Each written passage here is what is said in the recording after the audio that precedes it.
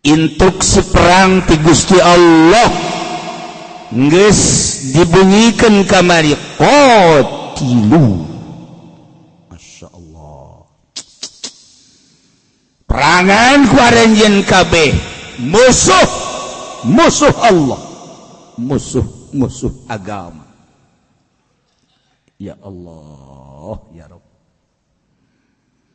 ulah sieun-sieun merangan kufar, sebab di belakangna Allah besi teh jelas cek Gusti Allah perangan musuh aing, perangan musuh Muhammad, perangan musuh agama. Yu'adzibhumullah, bakal disiksa geura musuh-musuh Allah langsung ku Gusti Allah. Maneh mah hanya sekedar alat biaidikum, melalui tangan-tangan aranjeun kabeh. Ya Allah, ya Rabb, geus dititahan ge tetep can bangkit semangat perang urang. Can bangkit. Ulah-ulahna naon semangat nyandung ge can aya urang. Heeh, semangat nyandung ge can aya sieun we tah kanu kolot heran. Berarti urang mah wah, leutik jadi jelema teh. Henteu termasuk umat aing nu sampurna lamun teu nyandung. Insyaallah. Hajuna mah baralik bae nyarandung kabeh. Raribut ka imah aing kabeh. Ulah dak. Wow, Masya Allah karim. Orang letik jasa nyali orang. Letik dek dagang dagang naon nyayeng batur mah geus ka mana dagang triliunan miliaran nya mah dek dagang yang mendagang endog besi pepes. Aduh kumaha ya dagang piring gitu kene. Enggak, sia mah nyatu bae ulah dahar. Ulah dagang. Atuh sekali sieun ka ditu sieun. Aduh aing mah ngojek jeung besi kempes. Aduh. Ya, ieu mah budak parah jasa ieu. Ayo dagang mah dagang naon teh naon hayu. Ulah sieun pepes ulah sieun naon. Bingung jadi aing mah. Urang tuh ngenekan besi raga tolol siapa? Kaguam. Aya kenek nuragan. Supir geus datang ka mana neangan kenek. Oh ini ada kenek nuraga goblok tuh budak. Ya Allah. Nah ieu ku Gusti Allah titah perang ngalawan kafir. Berarti kan urang teh kudu gagah. Masyaallah karim. Ieu urang nembongkeun kagagahan ku hese jasa. Kiai bae ge boga ilmu kakarak di harapan ku bupati bae ge haju lain deui bae ngomongna. Boro-boro perang kakarak di harapan ku bupati bae ge. Tanya kiai, kok pelaya-pelaya amat? Rahasia. Kakarak di harapan ku bupati geus pelaya-pelaya besi proposalna teh diluluskeun. Hah, kiai perjuangan anangan sakada datang ke proposal da mending dirantai habak kiai kos kitu mah. Boro-boro ngalawan kafir. Ya Allah, ya Rabb. Ini anu gagah teh hese. Padahal dititah ku Gusti Allah qatilu, perangan ufan. Allah kenu bakal tandang nyiksa melalui tangan-tangan aranjeun. Wa yuhzihim, Allah bakal ngahinakeun, terbunuh, tertawan, ghanimahna dibawa ku muslim. Lawan. Wa yansurhum, bakal ditulungan ku Gusti Allah. Jeung bakal waras hate muslimin. Ketika urang gadenge peperangan menang, urang cager hate urang. Ketika urang gadenge Saddam Hussein gagah, perasaan cager. Ketika aya perlawanan, perasaan cager. Ketika eleh, urang nyeri hate. Mantap kudu gagah. Ketika Luqmanul Hakim ditanya ku putrana Abah, naon ya bunaya? Abdi kudu babaturan jeung jelema dalam rangka ka Allah, kudu kadu kumaha abdi ngabatur. Ya bunaya, hanaking mun anjeun deuk ka Allah, kemudian anjeun terek nyorangan, anjeun rek ngabatur jeung jelema nu papada ka Allah, teangan nu boga karakter tilu atawa salah sahiji tinu tilu. mangga bapak nu kumaha kahiji teangan jelema anu ketika manehanana datang amarah tetapi bisa nahan amarah sabar anu luar biasa laisa syadid bisurah innama syadid huwa yamliku nafsahu indal ghadab jelema nu gagah lain bisa penca haju ngelehkeun batur tetapi nu bisa nahan amarah sabar anu luar biasa ketika marah baturan eta hijina eta ulah anu suku pungplepeng teu pararugu jas dipake tujang tajong teu pararugu ulah nu kos kitu mah ulah tengik teu mah kos kitu hiji tajangnya nah sumuhun kadua nomor kedua ketika di sebuah negara di mana baik hidup aya di dinya genderang perang ditabuh teangan jelema anu siap tampil di hareup sebagai kalang dada agama gagah anu luar biasa ketika manehanana diajak perang siap ketika diajak perjuang siap baturan jelema anu kos kitu macang caya pasti menang ridho Allah dua katilu abah nomor katilu ketika jelema boga wawasan ketika jelema boga akal ketika jelema boga ilmu ketika jelema boga dunia dia daekeun diajak ka baturan ketika manehanana boga wawasan dipenta ku urang wawasanana nyana siap ngabaturan urang tanpa dibayar ketika nyana boga ilmu dipenta ku urang ilmuna nyana siap mere ilmu ka urang tanpa bayaran ketika nyana boga dunia kemudian ku urang dipenta siap ngabangun agama tanpa aya ieu itu baturan jelema nu kos kitu tilu karakter jelema nu kos kitu ujang hidup di mana bae sok ngabatur jeung salian teh eta mah ulah kajen kuku mah kajen ganteng kajen gagah kajen sungih kajen pejabat nu teu boga karakter kitu ulah teangan geura ku urang hiji jelema nu gagah tapi gagah sabarna mana aya bisa nahan amarah bisa nahan padahal gagah ai kitu bae jelema lemah haju dicarekan haju manehanana cicing lain sabar teu daya tah mah teu berdaya tah mah ngaranna ieu mah gagah mun ngalawan bisa tetapi encan waktuna mah teu kudu cicing teh cicing we kos taretan sakali macok wae cicing masyaallah masyaallah panai jelema teh teu menang katoel buringas bae padahal gelut eleh kos gitu mah kan boga pencak kembang doang kan kos kanyahoan nomor kedua eta tadi tampil sebagai kalang dada agama ketika diajak perang agama siap dia tampil di hareup siap nyawa taruhanana gagah atuh boro-boro perang urang dek berangkat ngalewatan hiji daerah peuting kira-kira jam 11 jam 12 di dinya aya kuburan anu sangar nu kabehan ge osok maranggihan bae kan di dinya mah ketika urang dek berangkat aya tiluan opatan atau limaan aya nu tampil wasian ayo aing bener yes aing cekelan aing geus sia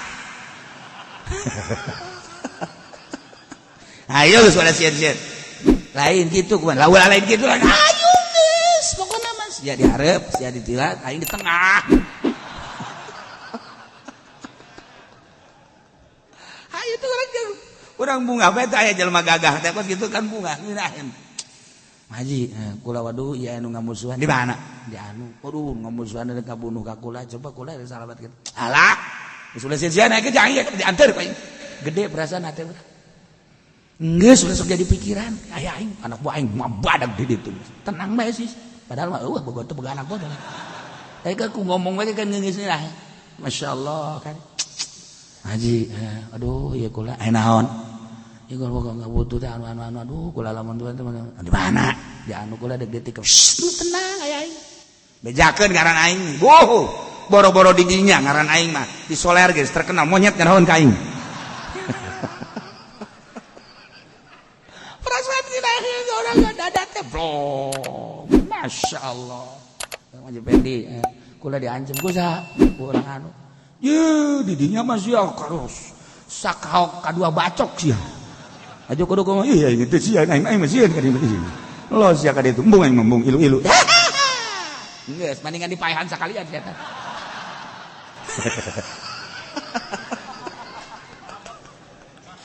ya Allah minta tulung anu kos kitu masyaallah Haji itu di kuburan eta tah kunaon sangar jasa kamari gawe kunti anak segala genderuwo coba henteu pugu aing ge kakarak cager aing didinya ngelempreh panas pararanas aing ge angan teu paeh doang ulah sia ulah ka dinya coba budak henteu merean teh kos kitu teu merean teu ngeudaheun baru kita ai jelema gagah bari hayo geus cenah mah aja lain kabar lain di jatuh ka dinya mah kumaha sana pokona jajuri teh wau kabeh aing di dinya mah ini nah bener ye wau kabeh juri mana teu wau ka aing jaing raja juri kan ngeunaheun pokos urang di Gantarawang teh kan lain lalagaan sangar teh suangarna deui eta bahkan geus terkenal di urang geus kajaon wow juri Gantarawang masa anu teh nyaho ka juri Gantarawang gagahna jeung poharana emang bebeneran didinya mah raja juri di Gantarawang mah emang bebeneran hanya orang-orang tertentu kan wau ka raja juri didinya eta ge kan nang tapa loba jelema lewat kadinya leungit loba jelema lewat kadinya ngacacak loba jelema nu nyieun bangunan-bangunan dinya dirusak atuh emang didinya mah sangar di Gantarawang nah loba anu liwat kadinya kan minta anter coba minta anter ka Haji Pendi ngaji anter kadinya atuh meureunna leungit jeung aing atuh mah kan urang leutik hate goblok jas bae dipake orang kan teu bisa babacaan tapi coba ke ahlina urang liwat kadinya nunggu sangar teh anter ke jam sabaraha ya oh jurig anu berarti ayo geus siap kan ya guys, nah nyahuun ya nama jam sakean jurig anu di Gantarawang teh kan kos kitu. Da lalagaan mantap ka jideeng gagah teh lantaran nakleukeun jurig-jurig wae di dinya. Teh eta keur carita Gantarawang. Pan di urang ge loba nu leungit dibawa ka Gantarawang. Eta teh kan kudu nyambat ka ahlina, sebab nyana nu nyahuun tah jurig anu jurig poe anu jurig jam sakean jurig anu. Jieu tu juri ge sarua oko satpam. Jam-jamna. Masyaallah. Eta kan urang keur carita perjurigan. Di Indonesia memang kos kitu di ka Gunung Karang. Urang sarua tah nyaho saha anu ngageugeuh Gunung Karang, Gantarawang saha anu ngageugeuh Gantarawang. Ketika urang endek ka Allah poe ieu poe naon minggu malaikat saha anu ku Allah diwakilan poe minggu ketika engke maghrib pergantianana malam Senin malaikat saha eta engke ganti kapan dia tahu kobuna tuh engke peuting malam Senin saha malaikatna engke malam poe Senin saha malaikatna engke poe malam Salasa saha malaikatna nah eta teh urang kudu wau geus lamun urang endek melet mentah heula tah urang ka malaikat eta. Wirid tinggal wirid urang teu wau jeung malaikat eta atuh ngahantem urang sia teu pamit sia ka aing. No. Wirid urang ieu qala Yusuf li abihi ya batin ra'aitu hadasa. Nah, urang hadiahan malaikat anu aya naon ieu kula bogo ka Sarwiti urang mana Cikupa sampaikan ya gampang deh Sarwiti mah nu penting pe sogokanana we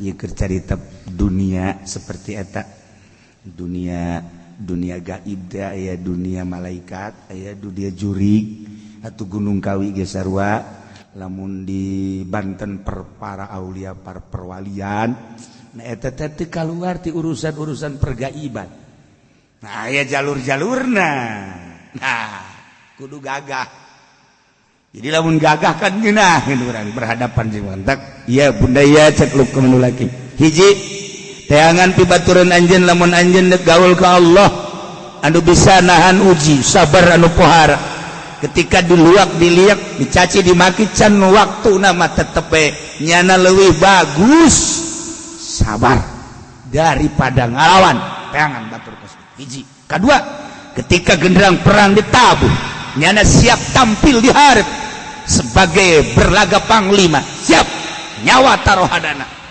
jeung menghadapi naon bae nya nama siap dihareup sebab boga karakter kepemimpinan anu stabil jeung sesuai eta nomor katilu nah jelema anu boga wawasan ilmu dunia nu bisa diajak jadi babaturan perjuangan agama eta baturan nuhun abah sok sakitu bae salian teh eta ulah kajenting pejabat tetapi teu boga karakter kos itu ulah kajenting jawara teu boga karakter kos kitu ulah kajenting kiai teu boga karakter kos kitu ulah kitu bae tilu perkara eta salamet masyaallah am hasibtum an tutraku wa lamma ya'lamillah iba idrop anjeun boga sangka ka Gusti Allah sakadar ni tahan perang sanggeus da perang teh urang bakal diantepkeun ku Gusti Allah boga sangka kitu ka Gusti Allah teh teu hade jeung teu bagus padahal Gusti Allah anu nyiptakeun urang di eueuh ka aya nang Allah ti aya di urusan ku Gusti Allah eueuhna deui ge bakal diurusan ku Gusti Allah teu kaluar tina urusan-urusan Gusti Allah lantaran innallaha yukhfi Allah nyamarkeun kana kudrat iradat Allah bi asbabi melalui sabab urang teh bakal disalametkeun tetapi ku Gusti Allah dibere sabab heula urang bakal dicilakakeun ku Gusti Allah bakal dibere sabab heula jang halayak rame dina syariat mandeuleuh kana sababna tetapi ahli Allah mah anu warasikhuna fil ilmi jelema anu cerdi ilmuna dibere ilmu hakikat neuleuh kana hakikatna langsung mentak teu kaharti ku urang para aulia Allah kajeun hanya segerintil dua gerintil tetapi tetep bae urang neuleuh sabab jelema deuk disalametkeun ku Gusti Allah dibere ilmu heula sababna boga ilmu ku Gusti Allah deuk disalametkeun tapi aya jelema dibere ilmu ku Allah deuk dicilakakeun horenganan bangga ku ilmuna horeng ujub ku ilmuna ketika bangga jeung ujub ku ilmuna horeng ilmu teh jadi kacilakaan jang nyana Allah nyieun sebab heula masyaallah karim Allah nyieun surga Allah nyieun neraka penghunina adalah manusia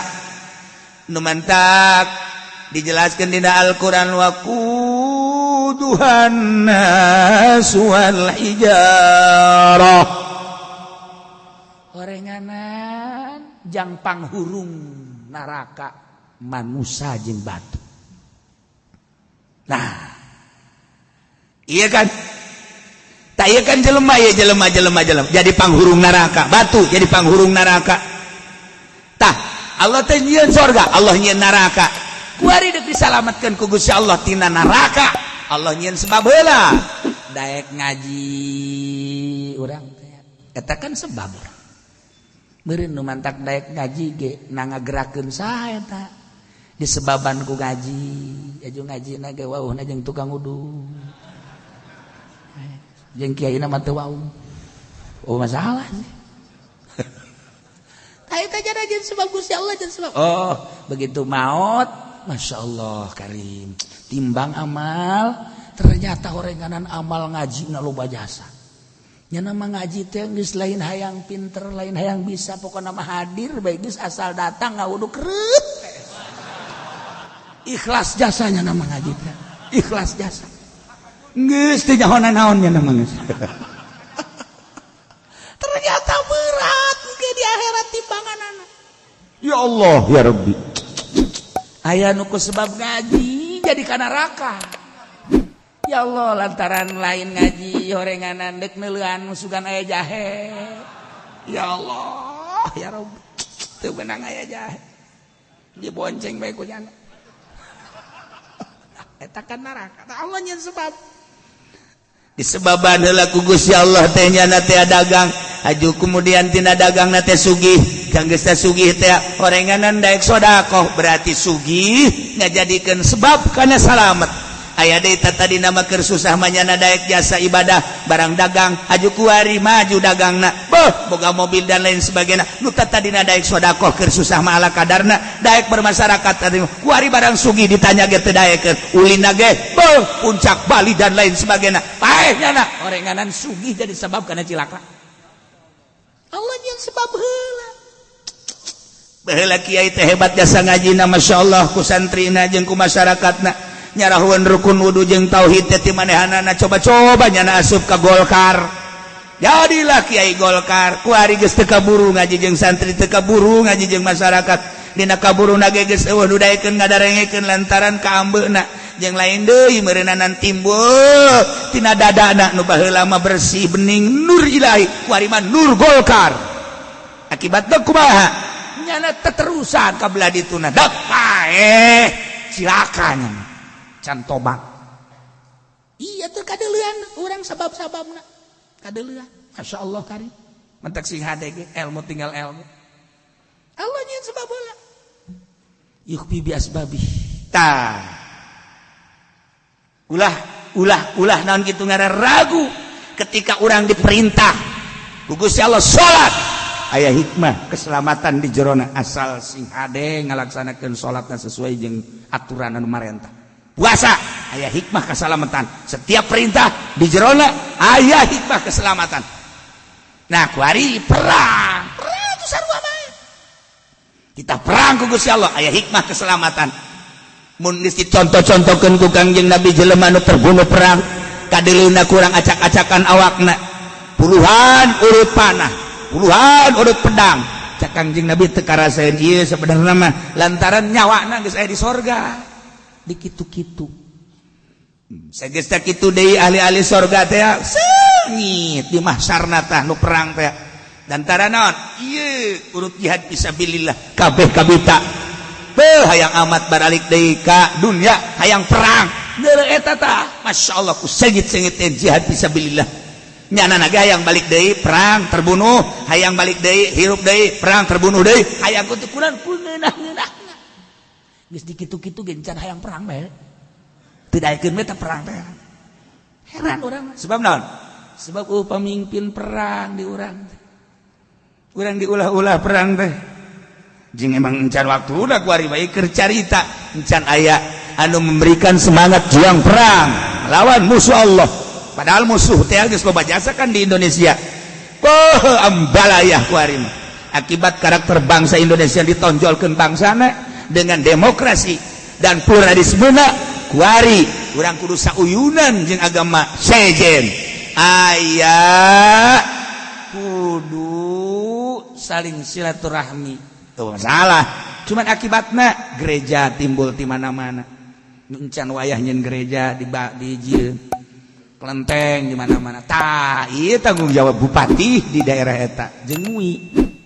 engke MUI na tanda tangan di dinya jeung bupatina paeh nyana gerejana aya ku urang tadi omong iyalah hasil bupati anu iyalah hasil MUI anu nyanana geus jero kubur ke dibeulem ieu kumaha coba ayo masyaallah karim ieu teh nu geri ge kos karar itu tah urang kana bakal paeh aju kumaha lamun ngocor bae terus dipake ibadah ku batur nu kudu Allah-Allahan haleluya haleluya nah ngocor kan ke jerbongan orang tanda tangan MUI eta bupati eta asa bodoh jadi cenah kula mah teh mah anu kan heueuh ente mah teu bae sok marah sia ka aing mah kan heueuh tuh masyaallah kari akibatna kos karar ieu ka dieu urang nu kudu diperjuangkeun agama leuwih dengan kebangsaan agamana eueuh ulah mau agama kan teu meunang di negara demokrasi ulah mau agama terpisah agama jeung negara agama negara agama dipimpin ku masing-masing nah hegae masalah akibatnya serangan-serangan ti non Islam seperti ieu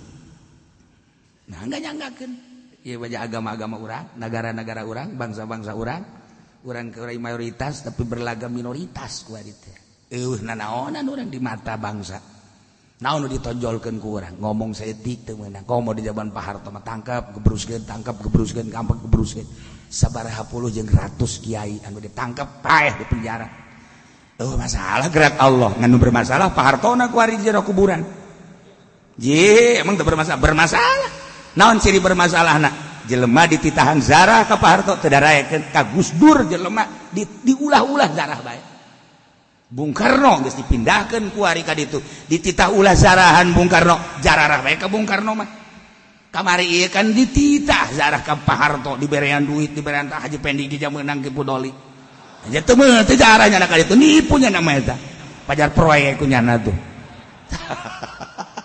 ciri hese sebab naon di benak hatina lain agama Bung Karno lantaran agama ditahan ulah zarah bae hese kemaksud mah pataliru jeung ruh hese tah kos kitu urang ka Banten ambalaya kuburan teu nanyakeun ieu kuburan saha sugan deuk zarah kana saja henteu di bejaan ge ieu kiai anu ieu kan teu mun ka Maulana Hasanuddin bae henteu ieu ge incuna sabodok mun ka Maulana Hasanuddin bae hese atuh kuwajib bae urang ka Cirebon ieu kuburan ambalaya di memehna sugan hayang zarah teu henteu teu wau aja henteu cenah ieu anu henteu hiji we syarif hidayatullah sakitu bae roh urang nyambungna ka dinya paling ya nyaho doang assalamualaikum ya ahlal kubur pamit bari liwat kayaknya perebut pan kumsalam haga sakitu bae Fatihah atuh hoy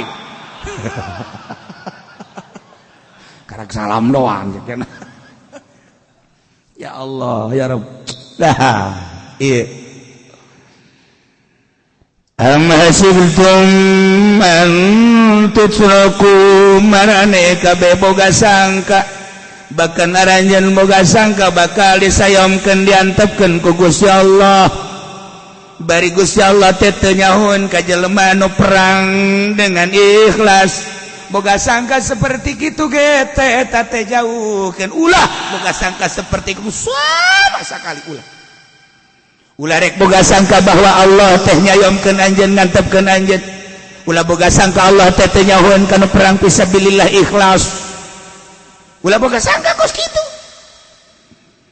jeung teu ngajaradikeun sebagai walijah sebagai kacinta sebagai kadeudeuh kaasih babaturan selain daripada Allah Rasul jeung mukminin ulah Allah Rasul jeung mukminin jadikeun ku urang sebagai kekasih sebagai piton hiji we eta ulah dianggap Allah teu nyahoun nu mentak boro-boro perang urang ngaji we urang ngaji teu ikhlas Allah kuningae urang ngaji ikhlas Allah kuningae engke beda efek tidak ikhlas teh beda ka urang nage ngeunang kumaha ngeunana lah ngaji mandek di mana bae diuk na ikhlas berarti teh jelema lah sasalaman dek teh jeung kiai nage atuh teu neuleukeun ikai geus ikhlas berarti eta ikhlas teh kos kitu geus eta hebat eta kos kitu geus saumur hirup sia kos kitu bae umas teh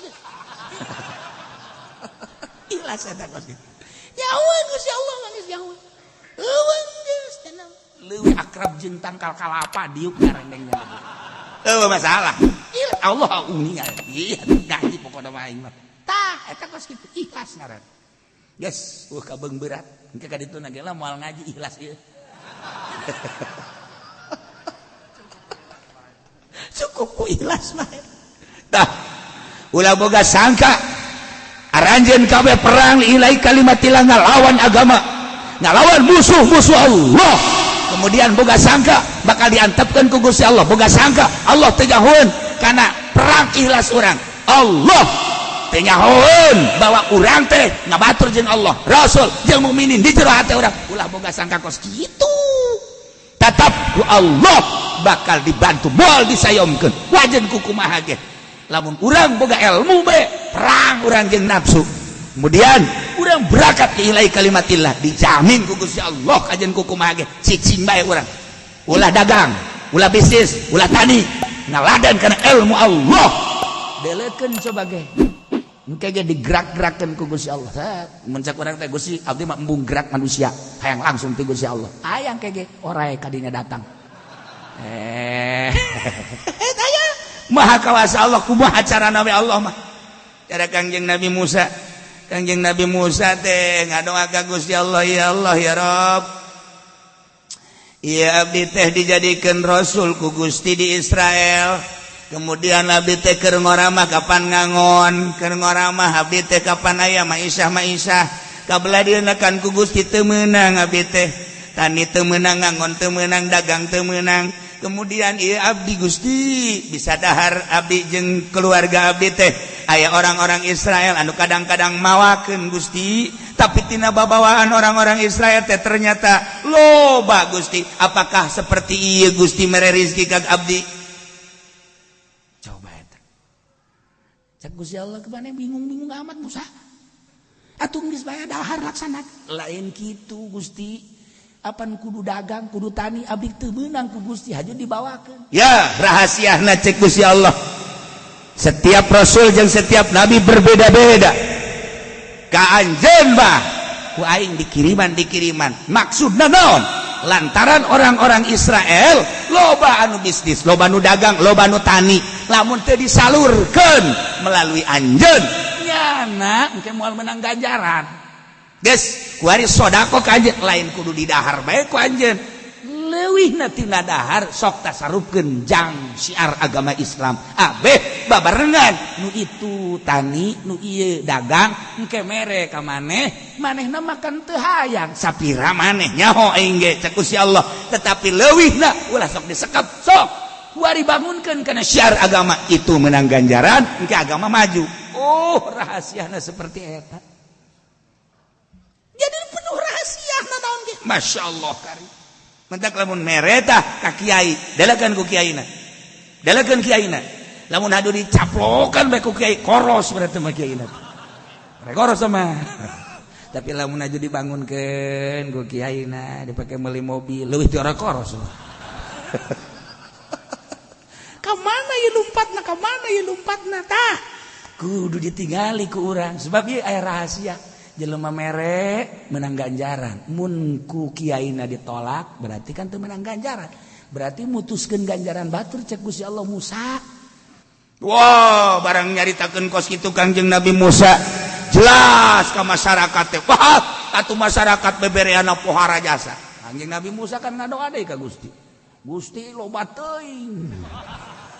Tah Kangjeng Nabi Musa mah kan bebeja ka Gusti Allah loba teuing. Coba si eta. Coba si eta. Ya Allah ya Rabb, kakarang di Bank BRI doang itu mah. Coba bank lo bakene. Gue alhamdulillah geus nyieun rekening. Kiai sih boga rekening heran aing mah. Heran gue mah boga rekening. Masya Allah rekening mah jang pejabat sama sekalian kas neraka. Yang bangsa non gara-gara pengusaha rekening. Kiai boga rekening. Rekening naon? Ceramah. Emangnya ceramah maka rekening heran aing mah. Teu beres ya. Henteu cenah mah kiai modern.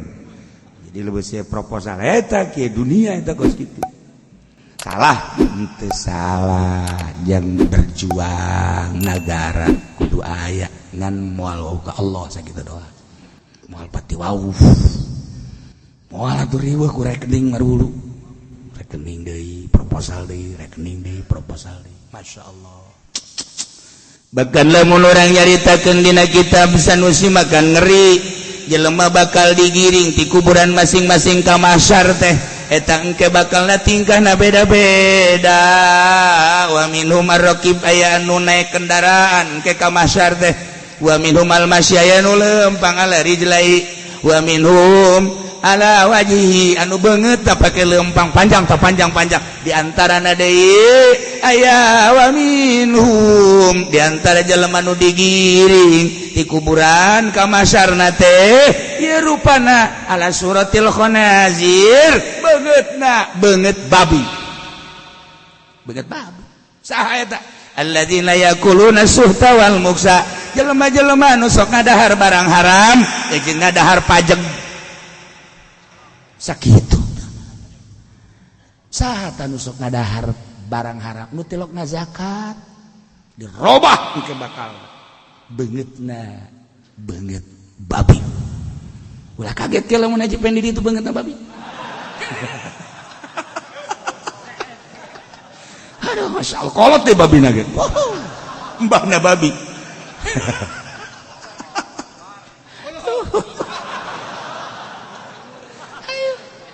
Itu gak sok gadahar pajak. Pajak iya buksa tepat pajak. Gagah tinggal gagah, kuari komandan tinggal komandan, di bapak-bapak tinggal di bapak-bapak. Akhirnya nak keluar ti kuburan, giring ke masar, beungeutna bakal beungeut babi. Ya kumaha deui coba ya. Nauzubillah min zalik wa min zalik. Kuari ngeunahan ngadahar pajak. Kajeun nya nama ngadahar pajak ke emang keker kuku cuprakan di pajak nya nama. Parantina nya nama. Ieu kiai anu kabere ku duit pajak. Nya kiai make sorban beungeut ka babi. Ya Allah, oh ya Rabbi. Ayo sih. Da kumaha? Ayo. Kuari jadi di saparian, kuari di BHS-an, pugu BHS dah nang di pajak, gegendeyehan nya, menang ti bupati hebat jasa, tadi bere marah pan, ke bupati, pelit bupati itu merah, pugu eta teh ya, babi bisa berdama, ya Allah ya Rob, urang lamun nyaritakeun kos gitu kan muringkak bulu, di imah aya 2 kareta.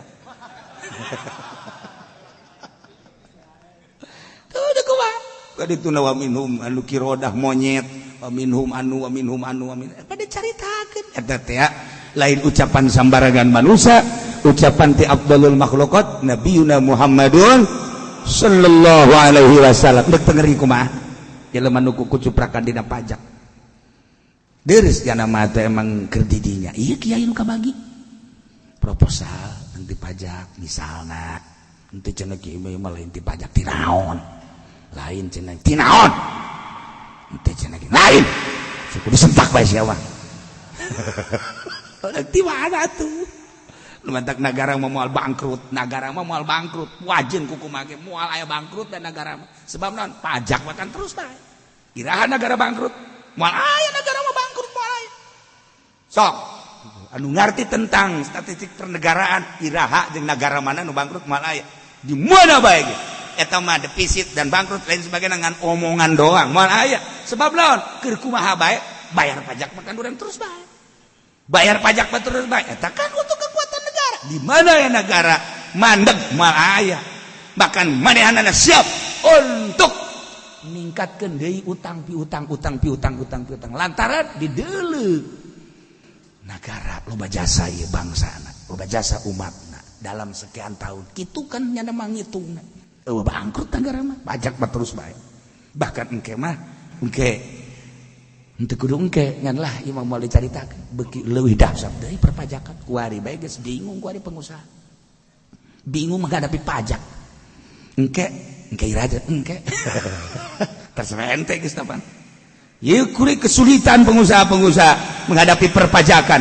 Nah anu engke bakal kaditu nama segala rupa ge dipajak ceuli aya pajakan mata nu urang ti Allah ceuli nu urang ti Allah bakal kena pajak lamun teu dibayar pajakna dicokel mata sia ayo sia ayo kakarake ku ditang ka imah pager sendok piring nu geus direncanakeun engke diri urang bakal aya pajak naon isi kos kieu bangsa naon ini kos kieu akibat naon ieu akibat henteu make Al-Qur'anul untuk make syariat anu dikembangkan ku Kangjeng Nabi urang Kangjeng Nabi Muhammad sallallahu alaihi wasallam akibat teu make Al-Qur'an dicaci maki akibat teu make syariat Kangjeng Nabi na dihina di Prancis geus 3 kali menghina Kangjeng Nabi dicoba ku Yahudi jelema-jelema titah ngaku nabi untuk menyaingi Kangjeng Nabi Muhammad terus-terusan Yahudi terus-terusan kafir ka urang ngadoja sementara urang teu pernah nonjolkeun agama nu ditonjolkeun bangsa kos kieu lah sapertina nah maksudna coba bangkit semangat bangsa di bidang agama ulah isin jeung ulah sieun tonjolkeun agama urang gagaran aya nu ngahina Apa itu pakai jubah? Jubah mah itu mah karakter bangsa Arab, bukan agama. Orang nggak bisa ngomong kok gitu baik. Nggak bisa ngomong. Apa itu siwak? Siwak itu kan membersihkan. Lebih hebat manpul daripada siwak. Oh iya. Bawa ku sia sholat manpul kan itu. Ayo sia, jeung Pepsoden kadinya. Ngimaman hayu sia manpul make Pepsoden, acak-acakan teh. Tarolol kari. Masya Allah karim geus geunah eta kan akibat urangna lemah. Urang gagah mah. Pak, itu kenapa pakai jubah? Emang kenapa? Itu kan karakter bangsa. Sini. Gua sobekin minggu. Geus beres pas itu mah. Teu kudu make dalil. Tinggalnya ada calangap bae geus beres. Kudu gagah urang. Ayo. Cari temen lu, entar gua sobekin lagi. Kasih tahu. Tuh apa orang gelut. Kudu gagah tetep Islam kudu gagah. Masya Allah. Ulah boga sangka setik-etik acan bahwa orang bakal disayomkeun diantepkeun ku Gusti Allah. Ulah boga sangka setik-etik acan Gusti Allah teu daheueun kana jihad fisabilillah ikhlas. Allah Maha uninga sama sekali. Ulah boga sangka bahwa orang teh nyieun kakasih selain daripada Allah hiji Allah Rasul jeung mukmin hiji eta. Lamun eta tampil karak mantap, Masya Allah, berarti kan kudu boga keyakinan. Sementara kan keyakinan mah hese lain lalagaan. Urang kuari belajar dina syariat, yakin dina syariat. Kemudian belajar tauhid, ku yakin dina tauhid. Urang terakhir kudu ihsan, yakin dina ihsan. Sakumaha Kangjeng Nabi naroskeun tentang ihsan melalui malaikat Jibril. Dijawab ke Kangjeng Nabi, anta budallah ka'annaka tarah wa illam takun tarah ka'annahu yarak. Nah, urang ibadah ka Allah seakan heula Allah, lamun teu bisa seakan didelekeun ku Gusti Allah. Nah, eta teh kan bahasa. Eta teh kudu yakin, timbul keyakinanana emang teu babari, emang teu hese. Hiji kudu riyadhah heula nafsu. Nomor kadua kudu mujahadah, merangan nafsu. Riyadhah ngajar nafsu, mujahadah merangan nafsu. Nomor katilu kudu muhasabah. Nomor kaopatna tafakkur kakarak, timbul perasaan didelekeun ku Gusti Allah. Lamun geus boga perasaan didelekeun ku Gusti Allah, ka mana bae? Berarti kan urang hayang nuturkeun perintah-perintah Allah. Sebab moal ka mana? Urang bakal ka Allah. Nu mantak urang kuari lengah ge, salat di engke-engke, datang ka henteuna, teu asa didelekeun ku Allah, komo asa didelekeun ka Allah mah. Kredit urang diteruskeun bae teu asa didelekeun ku Allah, komo asa didelekeun ka Allah mah. Kemudian orang wani sadajan kiai nonton main bola di TV, kiai goblok kan eta mah kos kitu mah. Eta teh asa didelekeun ku Gusti Allah kan. Tuh, lamun asa didelekeun ku Gusti Allah mana bisa isina tuh ka Gusti Allah. Tapi hayang asa didelekeun komo asa didelekeun ka Allah kudu berjuang heula. Berjuang riyadhah, diajar heula ku urang nafsu. Berangan heula ku urang nafsu teh mujahadah ngaranna. Udang utang hitung, urang teh muhasabah jeung tafakur karena kemahaagungan Allah. Tafakuran ku urang pagawan padamelan asar-asar tapak-tapak Gusti Allah Subhanahu wa taala. Engke timbul sorangan yakin. Seorang nabi di Israel baheula hayang boga yakin ka Gusti Allah. Tetep nyana ngadong deui. Geus cope nyana ngadoa kakarak cak Gusti Allah, hei nabi sok maneh gara datang tuh ka gunung. Datangnya na ka gunung, ternyata di gunung aya batu. Batu teh kaluar cai. Cek nabi meureun ieu nu kudu didatangan teh batu ieu. Ngomong sorangan batu. Assalamualaikum ya Nabi Allah. Waalaikumsalam. Cek nyana. Batu bisa salam. Mulai timbul yakin, oh paingan cak Gusti. Gorenganan ketika orang berangkat kabeh nararanya ka urang tatangkalan ngan teu kadenge bae ku urang. Paingan Kangjeng Nabi batu-batu salam. Nah, ieu ge batu teh ya uluk salam ka Nabi. Mulai nyana yakin tah bahwa kabeh ge ngararomong. Masyaallah. Tanya ku nyana, batu geus sabaraha taun maneh cicing di dieu geus ratusan tahun pula di dieu ai maneh ieu kaluar cai naon ieu cai naon ieu teh cai mata kaula oh maneh teh cerik sumuhun anu mantak cerik kunaon dina Al-Qur'an aya waquduhan nas wal hijarah nu bakal jadi panghurung neraka teh horenganan batu jeung manusia sejak eta di Lauhil Mahfuz kula ceurik anu luar biasa berarti kula bakal jadi panghuru bakal jadi seuneu neraka anu bakal meulem kufar-kufar musyrikin jeung munafikin kitulah anu mantap kula ceurik ya Allah ya Rabb nek mere yakin Gusti Allah teh ka seorang nabi kudu ngobrol jeung batu tuh nu mantek datang ka ayeuna para aulia Allah teh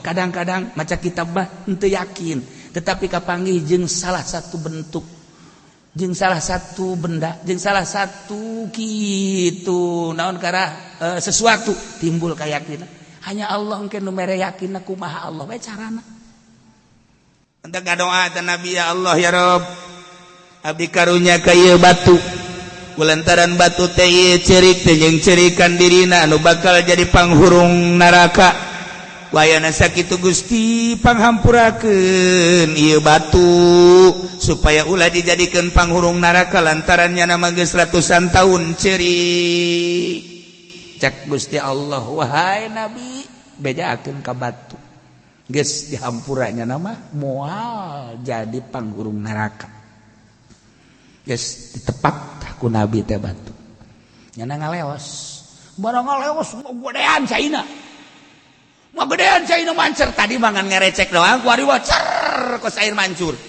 geus 5 meter 10 meter boki gede bae balik deui ka nabi ka dinya hei batu tadi mah maneh ngan ngecelakan doang ceret ceri kok ieu gedean cak batu teh lantaran kadenge Gusti Allah geus ngahampura ka kaula sehingga kula moal dijadikeun panghurung neraka maka atuh kura bersyukur ka Gusti Allah ai tadi mah cai mata sedih kuari mah cai mata bunga lantaran kura kuari bersyukur teu dijadikeun penghuni neraka masyaallah cek eta nabi cek nabi batu bae ge bisa bersyukur ai manusia teu daek bersyukur eleh ku batu kamari keur susah juk kuari senang sudan sodako bersyukur jante atuh anak-anak bere ieu mah henteu ngan didelekeun doang ka anak tah abah boga milik tah nyata tah tapi sia ulah harayang atuh mah teu didelekeun tolol tah kolot kos kitu tah nyeri hati anak goblok ieu asalnya hobenya tah abah boga milik tah nya tah tapi abah kan rencanana loba ieu sanajan 1 miliar tapi rencana abah 2 miliareun geus ieu mah asal neuleuh bae cak anakna kurang kasuka bubuyu dengan teluh yuk eta kolot tolol eta si baju nyilika di heran itu biasa bahas tuh masya Allah batu bae ge cerik lantaran dek dikanarakakeun berkah sedengkeun manusia dua urang teu pernah cerik mendak jelema nu teu pernah cerik jeung cerikan dosa jelema ciri bahwa teu asa teh di mana-mana teu asa teh can aya tanda-tanda ahli sorga. Leungit sendal mah bisa cerik tapi neuleuh awewe teu pernah nyengcerikan tolol teh ka jelema. Leungit sendal mah cerik, sia kudan cerik sendal leungit. Sendal naon? Jepit ya. Da jepit bae dicengcerikan, deui jeung cenah eta. Tapi ngetrekan awewe masukan cerik jan teh. Nyuitan suit-suit. Seserian tolol teh coba. Eta jelema tolol teh geus kitu eta. Sendal mah leungit cerik, sendal jepit deui, tapi karang nu bakal ka neraka teu pernah cerik. Teh hese. Metek nu bagus mah urang hudang jam 1 atawa jam 2. Kemudian haju diuk heula urang ngopi ngarokok hese deui. Atawa osok teh deuk keur kos kitu mah. Atuh aing nyaon mah teu diomongkeun ge osok. Mandi heula nawaitul ghusla lis salamati wal afiyah abdi niat mandi jang keselamatan jeung kawarasan yakin ke di jero hate moal kudu gering geus saparapat jam menyahes aju mandi asana isuk influenza gering sia cada naon geus influenza sia mah gering sia kajen kukuha ge ulah boga pan geus diniatan nawaitul gusna bisalamati wal afiyah abdi niat mandi jeung keselamatan jeung kawarasan nu boga salamet jeung waras Gusti Allah abdi dititah ku Gusti Allah pergantian cuaca di malam hari jam 12 pinuh ku syifa adituna kewarasan nyanggakeun abdi ka Gusti Allah mandi urang gitu tambahan di samping nawaitul gusta salamah nawaitul rafal hadatsil akbar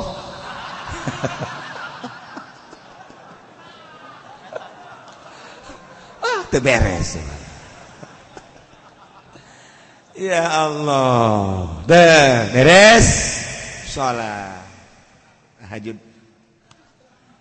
merenung urang didinya ya Allah ya Rob Gusti karasa ku abdi horenganan hese jasa Gusti ieu hayang ulah berdosa boro-boro kolbu boro-boro ruh cacak-cacak dina zahir bae kaislaman mata abdi ti isuk tadi datang ka maghrib samaruk teh mata teh nu abdi horeng nu Gusti jeung aya aturan-aturanana horenganan cak Gusti kudu ditinggalikeun kanu dihalal-halalkeun ku Gusti tapi ternyata berkarakter jeung berwatak sakahayang mata Gusti cukup abdi disiksa ku Gusti ku dedeuleuan mata abdi ge mun teu dihampura teh hampura Gusti mata abdi ku lengahna abdi terasa diatur ku Gusti jadi besa kahayang abdi dula deuleu teh padahal maneuleu jeung kicep teh digerakkeun ku Gusti tapi perwatakanana anu dibikeun ka Gusti ieulah anu disambut ku nafsu sedengkeun nafsu jadi lamari setan jadi kendaraan setan ternyata horenganan kicep abdi kicep setan deuleu abdi deuleu setan padahal mana gerak-gerakeun ku Gusti tapi watak anu ditumpakan ku setan dina nafsu abdi teu bisa ngendalikeun hampura Gusti segeruk kurang ceurik ka mata doang iraha urang bisa nyencerikan kos kitu hayu coba jalain deui mata nu sok ceurik mata deuleu kadeuleu ieu mah lain deui matana mata keranjang tah kitu sok teman-teman para wali Allah mah sakicep ge deuleu matana ieu mata sok ceurik ge kadeuleu lain deui di deuleu matana doang geus kadeuleu oh ieu beda ieu gede hutang ceurik bae kadeuleu encan irung encan ceuli dan lain-lain sebagainya mantak jelema salat khusyuk jeung teu khusyuk bakal kadeuleu tina naon ke tina gerakan salat kula pernah taraweh di jeung almarhum Abah ieu carita almarhum kemudian cak Abah teh si eta khusyuk tah salatna kadedengekeun bae cih kok kanyahoan sih ku Abah yes asal balik taraweh kan ulah bareng cak Abah teh khusyuk tah si eta hayang nyaho kula dideuleukeun ku kula sewaktu-waktu salatna tuh lain sakali tanya getakeun tah si eta khusyuk salatna kanyahoan pas saya Haji Pendi si eta teh khusyuk tah salat teu tahu variasi doang ya Allah ya Rabbi ngen lain masalah naon kok bisa kanyahoan sakula teh ieu jelema khusyuk salat kok bisa kanyahoan sih ya lila-lila ditaliti ya nanya deui ka almarhum nanya oh horenganan aya gerak-gerak anu kos gitulah jelema khusyuk oh tah kanyahoan encan gaib teh bang kos kitu masih keneh utang hitungan zahir keneh masyaallah geus kanyahoan tuh nya ikhlas ge kan sabenerna mah jero hate tapi ku gerak teh geus kanyahoan hampang jeung jelema ikhlas mah urang dek datang heug teu kajen dek sasalaman heug teu kajen dek mere heug teu kajen dek wau heug teu kajen sebab teu pernah ngadoakeun goreng wali Allah mah selalu ngadoakeun bagus jeung selalu ngajakan ka Allah bae dek nu kumaha jeung di mana bae hampang jadina tuh urang silaturahmi ka mana ka anu embung lah kunaon aing itu babawaan sok ditanyakeun eta kiai berat eta kos kitu teu beres kiai tah teu beres kiai asal kos gitu baik geus ikhlas eta mah kan nyambung roh jeung roh. Nah eta lah nu sekarang itu ikhlas teh kanyahoan. Nah lantaran Gusti Allah nitah jihad fisabilillah di jero jihad teh aya hikmah-hikmah, aya rahasia-rahasia jangan luhurkeun agama Allah. 2 hiji menang luhur agama Allah, eleh surga sakitu deh. Rugina urang ketika berangkat perang menuju keluhuran agama Allah Subhanahu wa taala. Ulah boga sangka haji urang perang diantep ku Gusti Allah sama sekali. Ulah rek boga sangka seperti itu. Ulah jeung ulah pajar Allah teu naon karena gerak-gerak jihad urang, berangkat perang urang dengan keikhlasan urang. Allah nyahoan sama sekali. Nyahoan angel lain nyahoan ade. Memeh urang didamel ku Gusti Allah. Allah geus tahauni. Masyaallah. Nu samar ka Gusti Allah. Nu samar. Jeung ulah boga kekasih selain daripada Allah, Rasul jeung mukminin. Jadikan sebagai batur urang, sebagai kekasih urang, sebagai teman dalit urang adalah Allah, Rasul jeung mukminin. Sakitu bae.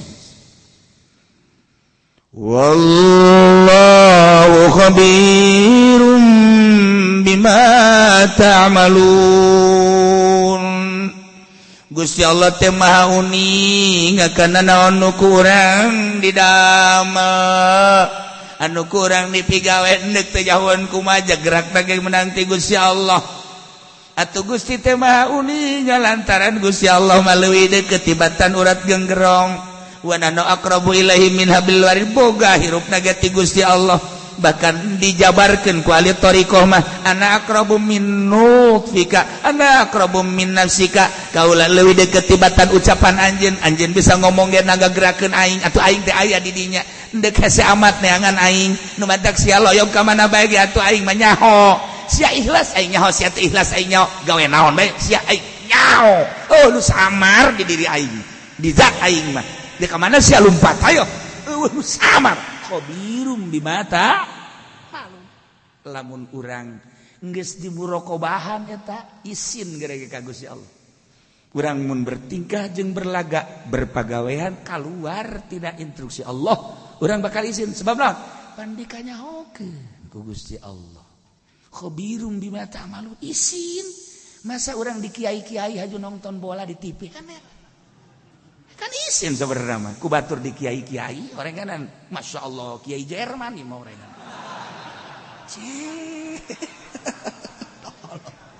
Ya Allah ya Rabbi gitu kan isin sebenarnya mah. Nah hanya kiai-kiai nu teu boga ka isin lah anu kos kitu.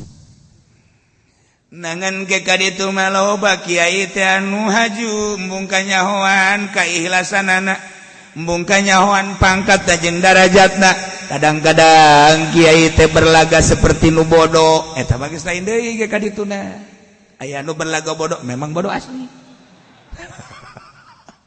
Eta mah hanya Allah lah engke nu maha uningan dumantak walamma ya'lamillahu alladzina jahadu minkum walam yattakhidhu min dunillahi wala rasuli walal mu'minina walija. Ulah disangka teh jauh apaleun maha uninga Gusti Allah Subhanahu wa taala.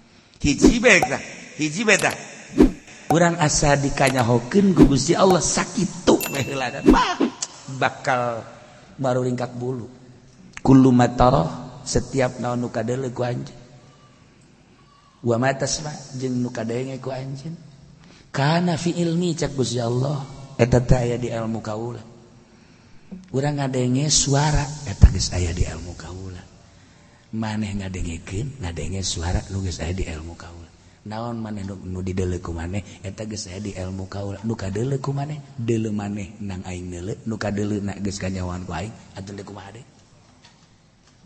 Tinggal urangna bae. Muka-mukakeun hijab tina nafsu nu aya di urang. Betek panghesena mah panghesena ieu teh urang teh perang jeung nafsu. Perang di medan laga aya waktuna sapoe 2 poe sebulan 2 bulan setahun 2 tahun tetapi perang jeung nafsu mah nah iyalah terus-terusan ngan lamun urang teu perang-perang jeung nafsu moal bisa-bisa ya kudu lah launan urang lamun teu di perangan urang moal bisa-bisa kudu urang ulah ngalap cukup ku ilmu syariat ulah ngalap cukup ku ilmu syariat ngalap cukup ku ilmu syariat berat bakal jeung syariat dibawa ka Gusti Allah zahir tah mah di balik syariat aya batin eta tah nu kudu diarahan ku urang lamun urang encan ngaji eta ribut bae kajian ku kumaha ge sebab lawan syariat mah urusanana sah batal menang henteu rojeh marju asoh soheh dhaif ribut urusan kos kitu bae lantaran teu neropong ka jerona ketika urang neropong ka jerona urang aya di dinya bakal indah jeung ibadah encan puas lamun masih keneh aya di jero syariat nah ieu nu bahayana ngalap cukup ku syariat doang henteu langsung notor ka jerona mantak kabatur ngomongkeun bae ribut nu aya jeung tatangga kiai jeung kiai ge teu sapu akibat syariat bae sebab naon di jerona henteu boga tawadu kan aya tawadu mah lain cara urang Bandung urang Garut mah tawadu teh mah tawadu adat sasalaman di jalan mendak nu ieu leuwih mendak di ieu mendak nah kege sarujud di jalannya kajen kukuman eta mah tawadu tak tawa kos kitu mah deulekeun ge ku urang aya becak ge katabrak nya hujan tawadu mah lain kitu tawadu mah mun digambarkeun ku urang leuwih handap tibatan nu kapanggih jeung urang kapanggih jeung kolot masyaallah nya mah leuwih kolot umurna meureun hebat ibadahna aing mah sapira budak tawadu manggih budak nya nama budakan ti aing meureun maksiatna ge leuwih handap aing mah geus leuwih kolotan nya loba maksiat eta ngaranna tawadu nu kos kitu kapain jeung nu geulis mana daekeun teu bere duit mah eta pasti mah bajingan da mah kos kitu mah tawadu mah kos kitu gambaranna diri urang mun kapanggih jeung saha bae leuwih handap tibatannya eta tawadu lain tawadu parahyangan teu mah watek adat nah ieu tah urang mah lain lamun di syariat bahkan lain begitu manggih kiai jago naonnya kira-kira ieu nyana alat samsiahna datang ka mana coba aku aing tah eta kan teu beres kos kitu kapanggih ieu sana jambu jamawena hebat teh ku aing dicoba deuk da nyoba bae tolol cara jelema boga penca asal diupna salah deh diupna ge salah geus kajahoan ku aing banyak penca kos kitu diuk lain deui penca mah kudu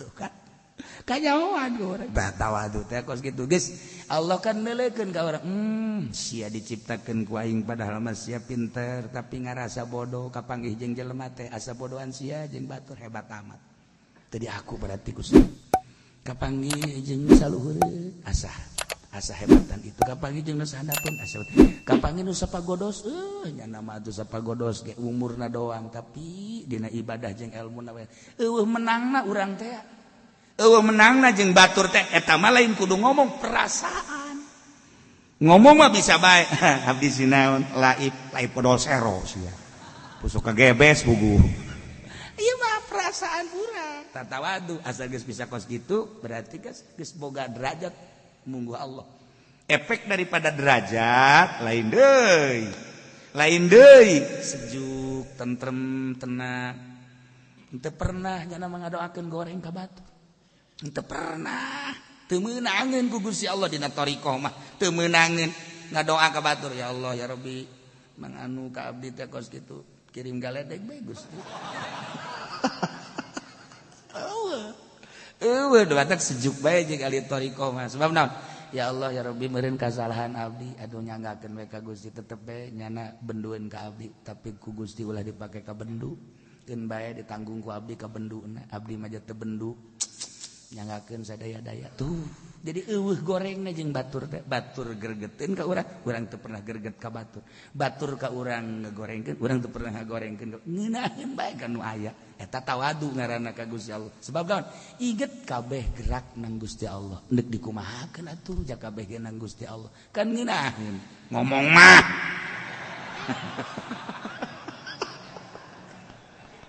Masya Allah pibuktian pugu darder harurung jegur we ka imah nah iyalah jadi ditegur ku Gusti Allah ulah rek boga sangka disayangkeun ulah boga sangka Gusti Allah teu uningaeun ulah boga sangka bahwa urang teh jadi urus ku Gusti Allah jadikan sebagai kekasih